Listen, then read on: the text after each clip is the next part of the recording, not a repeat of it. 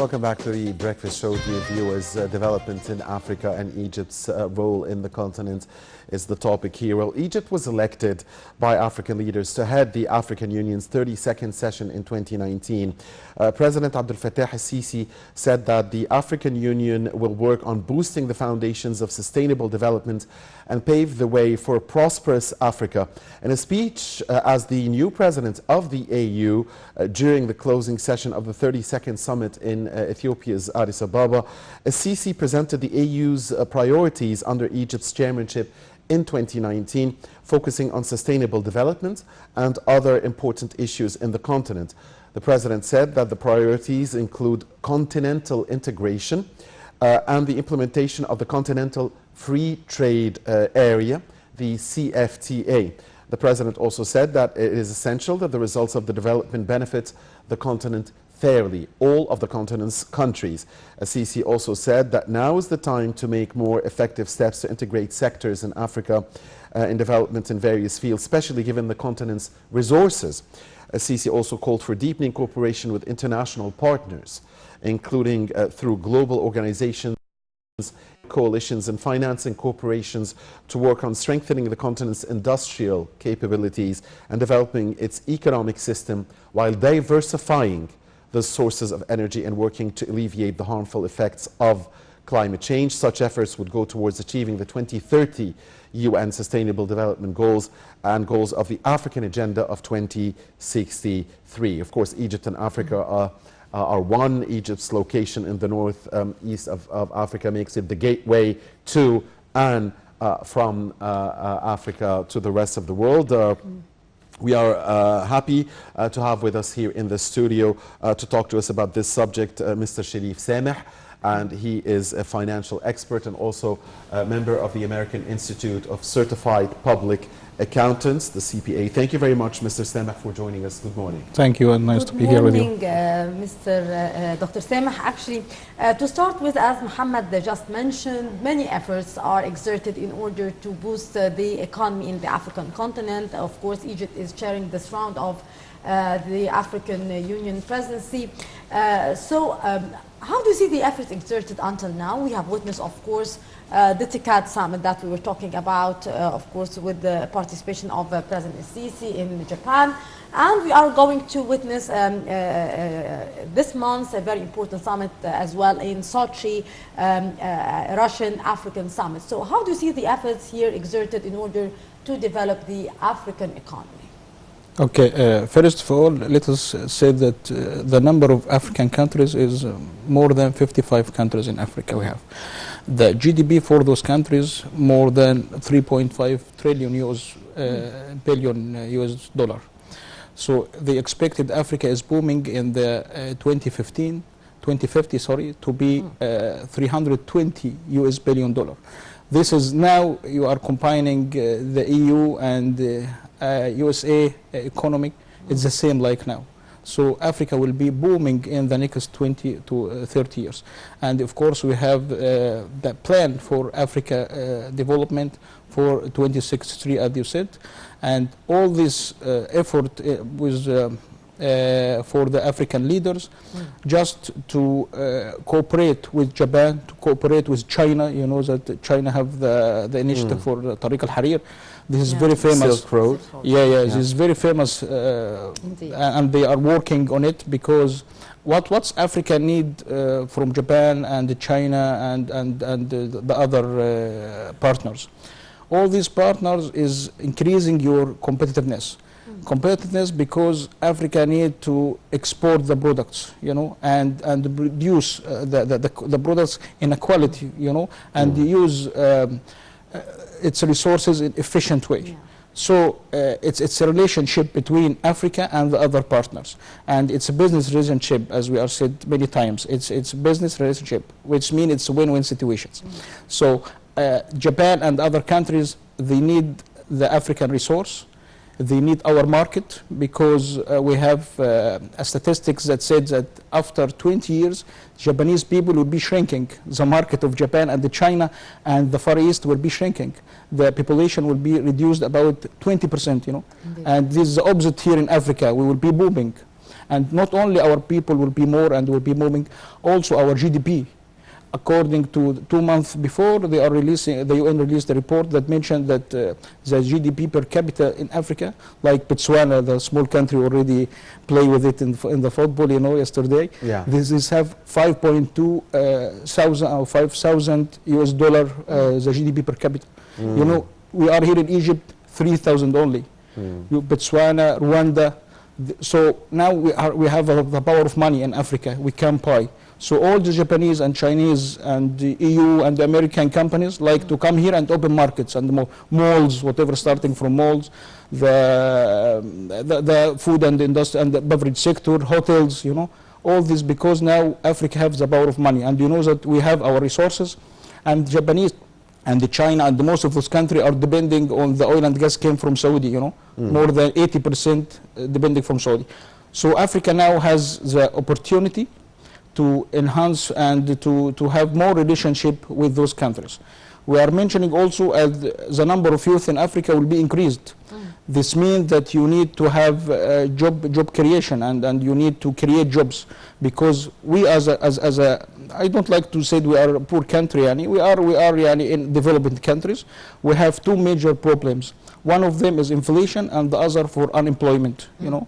And Egypt here, we should admit that we already have very good, we have very good steps toward to achieve these 2 points. But I would like to mention that the first goal for any government and the decision maker or policy maker here, and any leader, just to fight poverty and to upgrade the standard of living of his people, you know. Not just to bring investment only. If this investment not touch your problems, it will not. It's not like people will not feel it. So now what's Egypt do? Now we have the Egyptian Investment Fund, which already we already have his law and appointment his CEO 2-3 days back. Yeah. This is will collect our assets, unused assets, to use it in efficient way. Yeah. The sovereign fund, yes. Yes, and this will increase our countries, whatever Egypt or other African countries, to use your asset in a proper way and efficient way. Efficient means not only effective way, you are achieving your goal with minimum resource.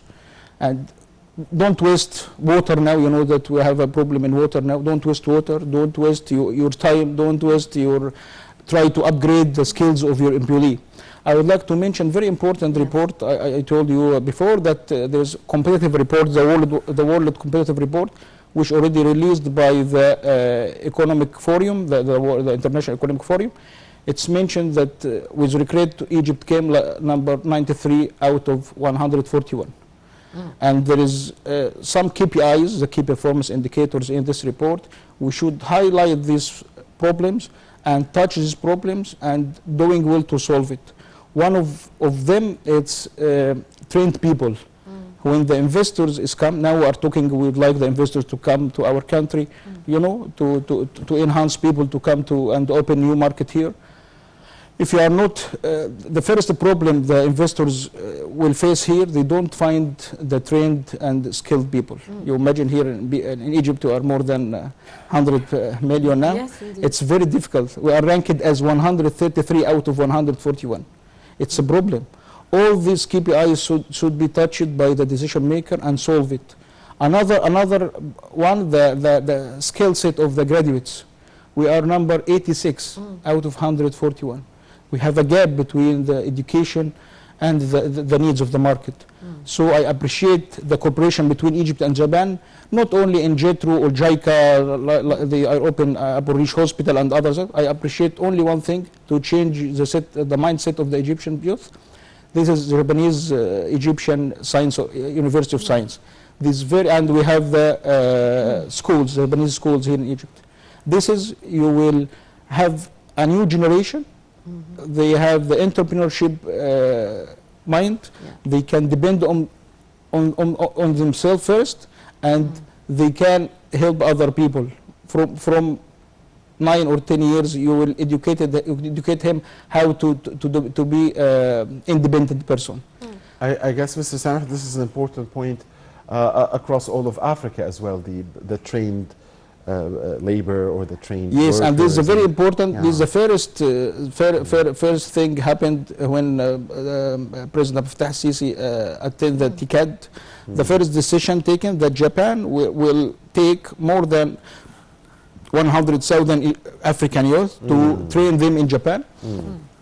And why we need to upgrade our skills, our employees' skills, because if you upgrade your skills, will give you more experience. You know, it's like a triangle. You have a capital, experience, and market. Okay, we agree that now we are not a poor country like that. We have a capital. You know, we have more than 400 million Egyptian pound in our bank, so we have the cash. The other thing, we have market. We are 100 million people. Absolutely. But we need experience from Japan. We need the know-how. We need the high-tech. We need this to upgrade our skills. And when you upgrade your skills, you can reduce your cost because you are competing in the worldwide market. To compete and export more. The only way to increase our income to export. All this is a problem, and we agree this is the only solution. Right. Okay. To increase the export, you need to upgrade your skills and reduce your cost, because worldwide the price is normal. You can't play in the price. You can reduce your cost, whatever fixed or variable cost. To reduce cost, it needs high tech. It needs trained employee. Don't waste your time. It needs good following standards. You know, the rank of the most of African and Egypt in the following auditing and accounting standards is very low. It's 110 maybe out of 141. So where did Egypt and Africa rank high in that report? I mean, the positive points in the. You talked to us about some of the things we need to improve on. Yes. But where are we good point, of in course, Egypt and Africa? we have this one KPI about the corporate governance. We are achieve more, of course, because you have the code of ethics now in the public sector. We have initiatives, a strategy to attack and fight fraud. Egypt now have the fraud strategy, the second phase of the strategy, was already launched by President Fattah Sisi 1 year back in last December 2018. Yeah, 2018. And this is okay. We have a high rank in the GDP. We was 2.3, now we are 3,000. It's also good achievement. We admit that we have good steps, but we would like to focus more on the weakness point, right? And this is a priority for the decision maker to play on it and right. Carefully, yes, and put his hand on the problem. You know. Yes. Sir, of course, the African Free Trade Zone is one of the most important agreements that were signed as Egypt assumed the presidency of the African Union. To what extent this agreement is important for the development of the African economy in general? You know, the importance of this agreement, it's like also the COMESA agreement. Egypt also is member in the COMESA, which already have the RII, the investment section in the COMESA.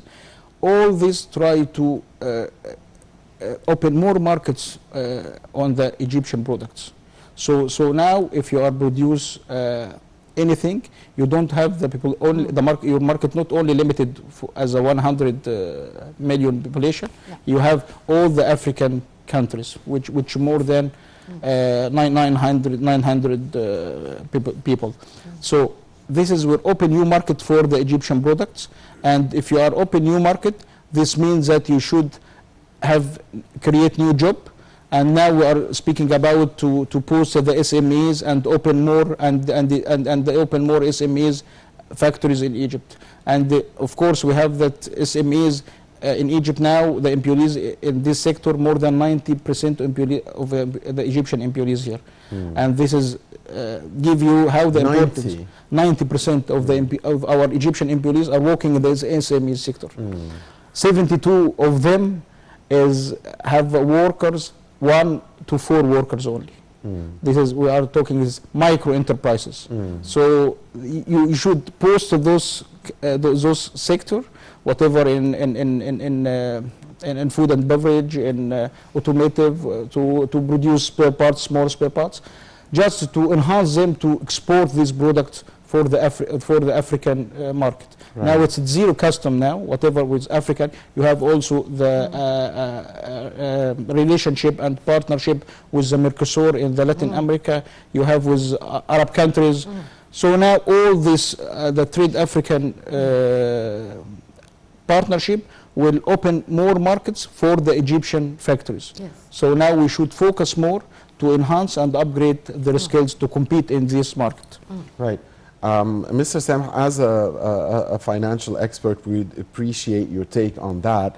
Now, among also Egypt's efforts is to work in the path of institutional, structural, and financial reform of the African Union. So, how can Africa benefit from Egypt's expertise in that, especially in the financial and banking sector, which is very strong in Egypt?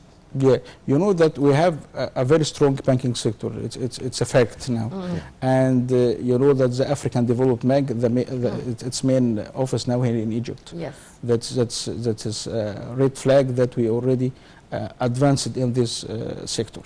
The best thing we have our technology and our expert, because you know the security in the financial sector is very high, and we have a very trained and very expert in the high tech for this area, and we try to train more people. Now after this I will go there. I have a meeting with people came especially from Rwanda and Burundi and this to learn how they are secure the banking transaction. You know, because the first sector in the fraud and the incident is the financial sector. Indeed. Yeah, people maybe think like don't like that. Although there is high tech, the fraud is more, and it's need your trained people. We know that we are now have with your ID they can collect information whatever you want, because of subsidy, because of you know that 2 or 3 years past we have the card for the oil and gas, which already we're for your consumptions. Yep. You know this one. This is also like in the financial sector. With your ID I can know your I-score, if you have a credit balance or no, the history for the customer, the client, he's paying well or doing well or no, how much his credit limit for his loan. All these items, it's very good, and they are managed very well by the CPE Egypt. They have very qualified auditors. They auditing, you know, we have 39 banks in Egypt. The auditors there in CPE are doing very good effort. Every month and every 2 weeks they visit the banks and to be sure that comply with the procedures and the policy which already approved by the CPE. So we are working to spread this expertise to the rest of the continent. Sure, because you know that Africa, you can't open with the EU and USA without transferring money. Of course. Without a sound banking sector. Yeah, transferring money in a secure way, it's very important. And because we are now following the exchange regime, our no subsidy now, exchange rate regime flow, yes, and other countries in Africa, some of countries are following Egypt in these steps. So there should be money come and go without any penalties. Yes. Right. Yes. Sir, how can we increase the cooperation between the different African states concerning the banking sector in particular, as you have kindly mentioned that it would be also a step to encourage more investment with the West? You know that you should enhance people to know each other in Africa. You're sometimes surprised that most of the Egyptian people don't speak French well, you know, and most of African people are speaking French. Yes. And the language here is obstacle. And that's why now I think that according to the new our education system, there's French after maybe 2 years from the school, you should study in French. This is the first one. There should be 2 foreign languages, not just one. Yeah, 2 foreign, yes. But the French is more, you know.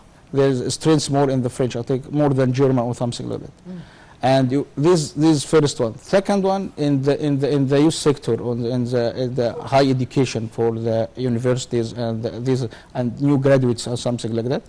I think that we have the Ministry of Youth. there is exchange youth between countries to transfer experience between each other. Yes. And there is something very good, you know, that according to the SMEs, more than 20% in the new factories open in Africa are led by the youth, whatever Japanese youth or Chinese youth. Okay, let's our youth go there and the open market and trade and open factories. This will be very good. The other, you know, Palestinians and Lebanese are very clever there in Africa. We should impose more. We have representative office in those countries. They should do more effort and enhance people to come. And on website, with regret, we don't found. If I would like to go to Botswana maybe 3 or 4 months back, I'll search more information. If this information is released on your website, this is the information for country. Okay, you enhance me to go there and give as a lecturer or as an investor or whatever, and give me the opportunities already available in those countries. And we already, all of them may be afraid of the diseases of something. It's dangerous there, but Africa is very safe now, and they're advanced. Kenya and Uganda and Rwanda are very advanced countries now. By the way, since you mentioned Botswana and you mentioned that the Egyptian national football team was playing with them yesterday, Botswana were really good. Yes. I mean, they were. Botswana, Rwanda, they are ranking. I'll give you critical information that Botswana GDP per capita is more than Saudi and Brazil. Per capita? Yeah, per capita. GDP per capita is more than Saudi and Brazil. Wow, that's an amazing. Yes, it's amazing. For me also, it was amazing when I read the report 2 months back. And Madagascar also, and Rwanda, you know. Although they came out of a civil war, I mean, it's just a... Yes, when we are 20 years back, it's a civil war. It was very public. Amazing. That's give you more opportunities. It's a real success story. Now we have the power of money in Africa, and people is more rich and rich. Plus demographic things that the youth between 15 and 24 years will be getting more and more. Yes. And now you have the power of youth and the power of money. Yes. So the future is for Africa. Doctor, that would bring me to talk about one of the main priorities of the Egyptian administration and of Egypt as the chairman of the African Union this round, which is women and youth empowerment. How do you see the efforts exerted in that domain? Yes, especially for women, because yesterday was talking about the women's role in the SMEs. It's only 20% for the total loans already paid by the CPP in his initiatives to improve the SMEs. It's still minimal role. So to enhance women more, you should ease more and fight bureaucracy. Bureaucracy is it's the enemy of any people, and you know that women are more shy and they don't like to take more risk. But the bureaucracy is an obstacle for everything. No, but here is more now, because especially for women. Maybe for men it's okay. Yes. But they have, maybe you know that we have most of women maybe it's have 3 or 4 children. Yeah. It's taking care of them. She is very afraid. Don't like to have a step with risk. That's why we'd like to have an idea to have a very exception way to deal with this woman, to enhance it more and to play a good role in the SMEs. For youth, I think you should support them non-financially, not only in a financial way. Train them, upgrade their skills, give them experience. Because we have also information and the statistics said that 50% of here in Egypt in SMEs are closed after 3 years of inception. That's why the lack of experience. They don't know how they are dealing with the tax return, how they are dealing with the banking sector. They don't know. Only they have the idea. So the idea is give you a booming in 1 year. You can't continue with non-financial experience. So we are asking people. We have the Small and Medium Enterprise Agency, the Mashru'i, which headed by Dr. Naveen Gama. They support our people with non-financial expense, with training, with financial and financial procedures, how to prepare their books, how to apply with the tax return. You know that Egypt had the tax reform, and each factory and each one should apply his tax return online, started from the next January. This now enhance people and train them well. If you're doing these both things, you are booming them and enhance people to getting more and more in the market. Indeed. Right. Now, sir, we can't talk enough about Egypt's geographical location and how it is important to act as a gateway to and from Africa.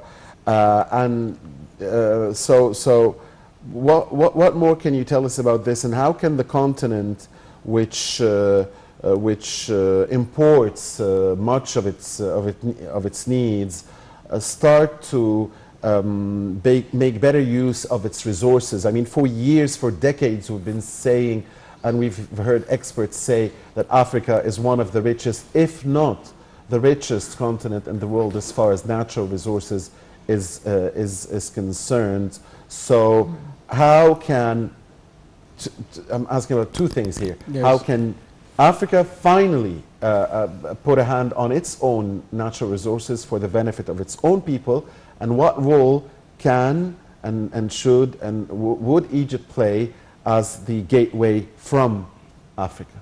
That's a very critical question. Yeah, I know, Yeah, but this is the dream. Yes. If The Africa dream. is going to And if you are reading the final report released after the TICAD conference, the Japanese insist that they will help Africa to extract their resource and adding value in their countries, which means that they enhance them to play factory and oil and gas business in their countries. Not take only the crude oil and export it to Japan and their petrochemicals and some industries, and import it again to the African countries. Looking for the added value. Yeah, we know that we all as African countries, we has a deficit in our trade balance. The deficit came from where? Because we are import more than export. Like Egypt now, we are import maybe 60 million and export only 26 million.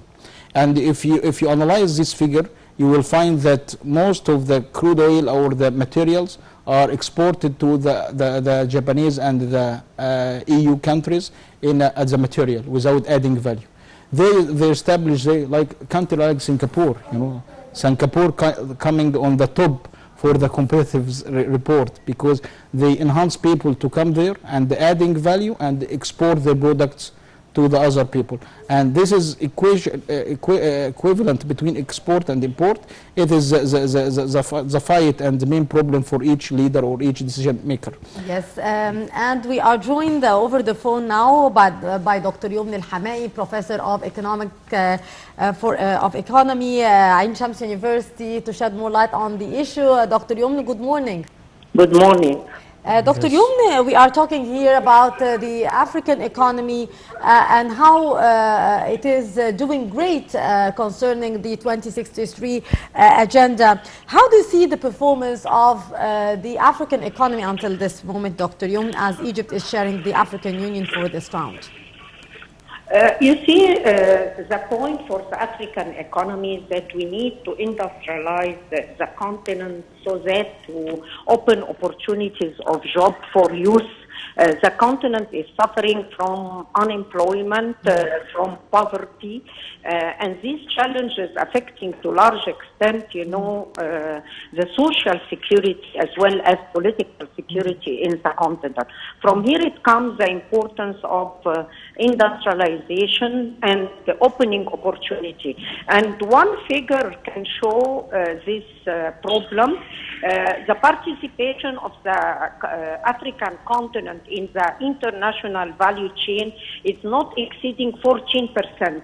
This is reflecting to large extent that the continent is not participating in the value added, the international value added, and till now the continent is not acquiring the technology necessary to do that and to open opportunities of job. As well as, most economic activities are concentrated in extraction, in rural activities that has a very small economic value, and this cannot be, extended according to the Vision 2063, as you mentioned, Yes. we have to industrialize the continent. You have some African countries that they are very rich, like Nigeria in oil, and they have a shortage in electricity. This is reflecting to how extent the continent in deep need for infrastructure, for mega projects in order to upgrade the situation to be able to use their resources efficiently. So this is, first of all, this is a visionary approach that we have to look into if we want to, change the situation of the continent. The second point is human resources. Human resources can be the most valuable resource for the continent. Till now, efforts in education, in upgrading skills for training, using information technology still below our expectation and our dreams for the continent. That's why this is completely correlated with poverty. So we need to take care of building human resources and allowing African people to enlarge their choices in different and diversified economic activities so that they can have more income and improve the quality of life. Yes, indeed, Dr. Yumna Al-Hamai, Professor of Economy at Shams University. Thank you very much for your precious input and have a lovely morning. Thank you, Dr. Yumna. And a quick wrap up from our dear guest in the studio, Dr. Sherif, as we are running out of time. Are you optimistic about the economy in Africa? Yeah, sure. And Dr. Yumna mentioned very important thing that the infrastructure here in Africa is very weak. This is one of the recommendation of TICAD conference that Japan helped the African countries to develop their infrastructure to enhance and have more investment. And if we are to be optimistic, it's the point again that Dr. Yumna mentioned about human resources. I mean, the people could be the biggest resource for. Of course, they are always the biggest. This is our power. Hope for Africa. This is our power. Yes. And you know that as I told you before, that the future is for Africa. Indeed. Because it's expected that their GDP will be booming and doubled and tripled within 10 years, inshallah. Yes, right. Mr. Sherif Sameh, financial expert and member of the American Institute of Certified Public Accountants, CPA. Thank you very much. It's been a pleasure. Thank you very much. Macy, it's been a pleasure being with you. Always a pleasure being with you, Muhammad. And with that, our dear viewers, we come to the end of this edition of The Breakfast Show. You were in the company of myself, Maisty Rabia, and my dear colleague, Muhammad Abdul Rahim. Till tomorrow with another crew, it's goodbye.